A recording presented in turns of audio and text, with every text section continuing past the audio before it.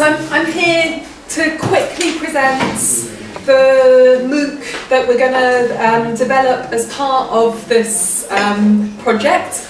I'm going to explain what a MOOC is, but above all, the museum, the curators, the museum practitioners in the room, you will find a survey, a questionnaire on the tables that in paper copy that I've handed out. If you could complete that, we would be so grateful. We've been looking for feedback on this project. I'm going to present you some of the feedback so far. You might have received it electronically, you might even have completed it already. Fantastic if you have. But if you haven't, if you could do that and get it back to me, we would be much obliged. So, as part of Work Package 5, one of my jobs is to disseminate this project as widely as possible. That's why I tweet that's why I look like I'm being rude and on my mobile phone the whole time, but in fact I'm tweeting constantly about what we're doing. Another part of the Work Package 5 is the online training package. Now, we haven't started putting this together yet. We're in initial discussions with the team at Bath about what we're going to do, the format that it's going to take. So please, any ideas, very welcome. So, what is a MOOC, in case you have no idea what I'm talking about? And I know I don't always get the acronym right, I always forget what one of the O's stands for.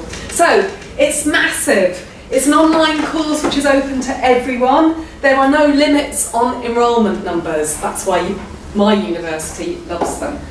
It's open, so the content and information is available to everyone on the web. It's online, so it all takes place online. The discussions happen online. You're not required to show up anywhere. And it's a course, so it's similar to an online college course.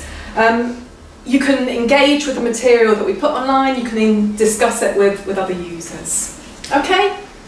So that's what it is. The University of Bath has developed several MOOCs. I'm not showing off here. This is the one that, from state control to remote control warfare in the 21st century, was one developed by my department, the Department of Politics, Languages and International Studies.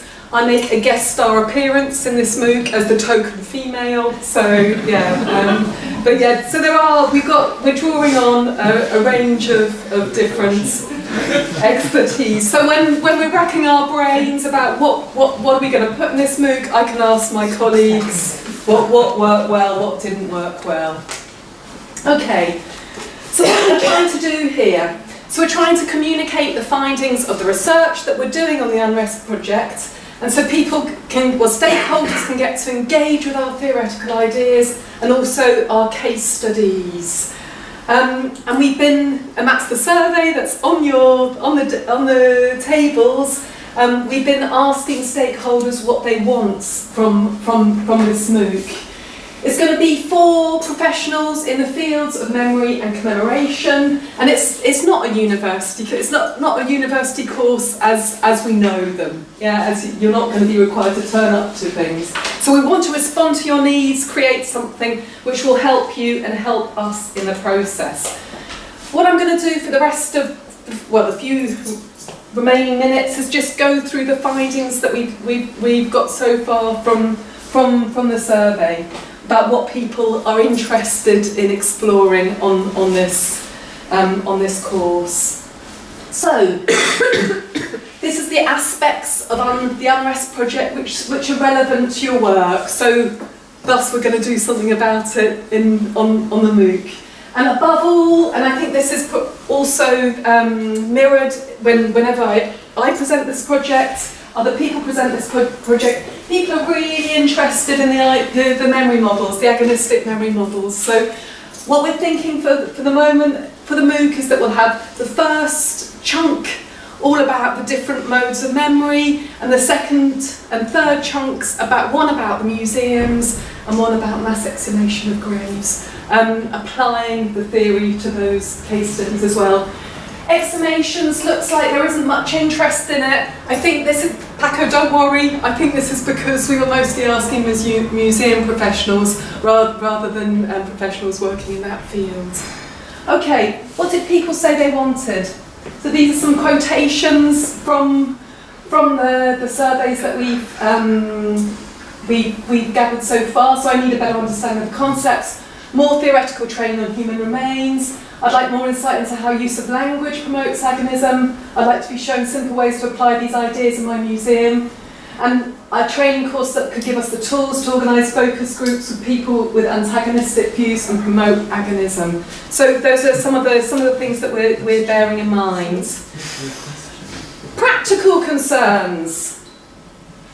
How much time are you willing to devote to this course? And as you can see, the vast majority, as little time as possible. 1 hour per week for 4 weeks. And this is exactly in tune with what the team at Bath is saying. So as academics, we went in saying we want to deliver hours of content and yeah, spend a lot of time with the people and they said no, not allowed. Short, 2 to 4 minutes of content, and people will respond to that. There'll be activities too.